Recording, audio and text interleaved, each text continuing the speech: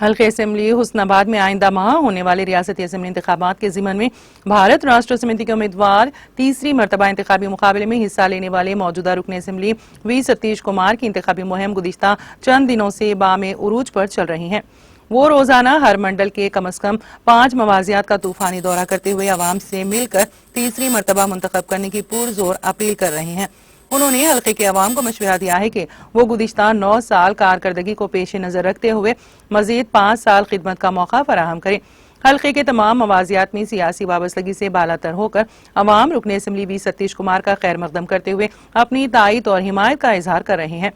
हुस्नाबाद हल्के के इंतखाबी मुहिम इंचार्ज साबिक रियासती वजीर ई पेद्दी रेड्डी इंतखाबी मुहिम के इंतजामात अपने हाथ में संभाले हुए हैं। आज बीआरएस पार्टी उम्मीदवार रवि सतीश कुमार ने हुस्नाबाद हल्के में शामिल कोहेड़ा मंडल के मुख्तलिफ मवाजियात का दौरा किया और अवाम से मुलाकात करते हुए 30 नवंबर 2023 को होने वाली रायदही में भारत राष्ट्र समिति के इंतखाबी निशान कार को वोट देकर उन्हें कामयाब बनाने की पुरजोर अपील की है। इस मौके पर सदर मंडल परिषद के कीर्ति सुरेश, जिले परिषद रुकन श्रीमती एन शामिला देवी, सदर मंडल कमेटी महिंदर, सदर अंजुमन इमदाद बाहमी पी देविंदर राव, मुआविन रुकन मौलाना मोहम्मद अब्दुल खदीर रिजवी अल खादरी, जंगलात बोर्ड रुकन मोहम्मद अब्दुल रहीम और दूसरे कायदीन भी मुहिम में बढ़ चढ़ कर हिस्सा लिया।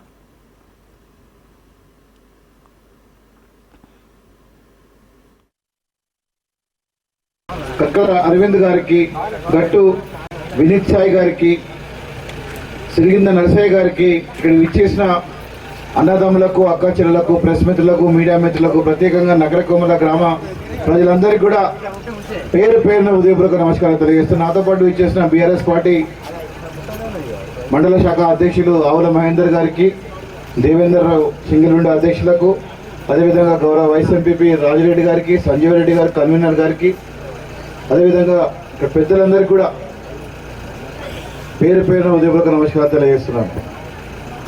అదేవిధంగా ఈరోజు నకరేకోమల గ్రామం అని చెప్పి పిలుస్తుందంటే కేవలం తెలంగాణ రాష్ట్రం గౌరవ ముఖ్యమంత్రి కేసీఆర్ గారు ముఖ్యమంత్రి అయింది కాబట్టి మనది గ్రామం అయింది, గ్రామ పంచాయతీ అయింది।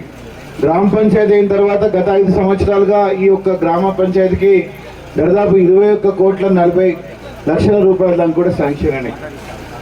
21,40,00,000 రూపాయలు అనగానే అభివృద్ధి సంక్షేమ పథకాలు కలుపుకొని 2 కూడా శాంక్షన్ అయినా నేను తెలియజేస్తున్నాను। దీంట్లో ప్రత్యేకంగా సీసీ రోడ్లు, బీటీ రోడ్లు మరియు మట్టి రోడ్లకు 29 లక్షలు శాంక్షన్ అయినాయి। గ్రామ పంచాయతీకి 20 లక్షల రూపాయలు శాంక్షన్ అయినాయి। గడిపేవాగు కింద చెక్ డ్యామ్ కింద 9,56,60,000 రూపాయలు శాంక్షన్ అయినాయి। మిషన్ భాగీరథ కింద 51,60,000, ట్రాక్టర్ కొనుగోలు కోసం 8,50,000 రూపాయలు, డంపింగ్ యార్డ్ కోసం 1,50,000 రూపాయలు, శ్మశాన వాటికకు 12,16,000 రూపాయలు, హరితహారం కోసం 1,05,000 రూపాయలు, పల్ల ప్రకృతి వనం కోసం 1,50,000 రూపాయలు, గ్రామ చెట్లు పెంపకం కోసం 1,65,000, కూలిపోయిన ఇళ్లకు 25,000, పాడుపడిన బావులు కూల్పేస్తానికి 27,000 రూపాయలు, పొడి చెట్ట కోసం 55,000, గ్రామ పంచాయతీ వర్కర్ల జీతాల కోసం 2,44,000 రూపాయలు, సోక్పేట్ నిర్మాణానికి 2,36,000 రూపాయలు, కరెంటు పోల్స్ కోసం 1,40,000, క్రీడా ప్రాంగణానికి 1,00,000 రూపాయలు, అదేవిధంగా గ్రామీణ మరుగుదొడ్డి కార్మికులకి 1,60,000 రూపాయలు, ఇదే కాకుండా మిషన్ కాకతీయకి మరమ్మతుకి 56 లక్షల రూపాయలు, ఇవన్నీ కూడా చేయడం జరిగింది। గ్రామంలో కూడా 121 మందికి పెన్షన్ వస్తుంది, దాదాపు 2,74,000 రూపాయలు, మొత్తం 3,17,84,000 రూపాయలు కూడా వచ్చినాయని నేను తెలియజేస్తాను। ఇదే కాకుండా గ్రామంలో కూడా కళ్యాణ లక్ష్మి అవుతుందో 55 మందికి వచ్చింది, 49,86,000 రూపాయలు కూడా కళ్యాణ లక్ష్మి కింద కూడా రావడం జరిగింది। గ్రామంలో కూడా రైతు బంధు 575 మందికి వస్తుంది, దాదాపు 5,11,56,000 రూపాయలు వచ్చిందని నేను తెలియజేస్తున్నాను। ఇదే కాకుండా రైతు బీమా పథకం కింద 5గురికి లబ్ధిదారులకు నిధులు వచ్చినాయి, 25 లక్షల దాకా కూడా వచ్చినాయని తెలియజేస్తున్నాను। శ్రీనిధి కింద 168 లబ్ధిదారులకు 85,14,500 రూపాయలు కూడా రావడం జరిగింది। మండలంలో కూడా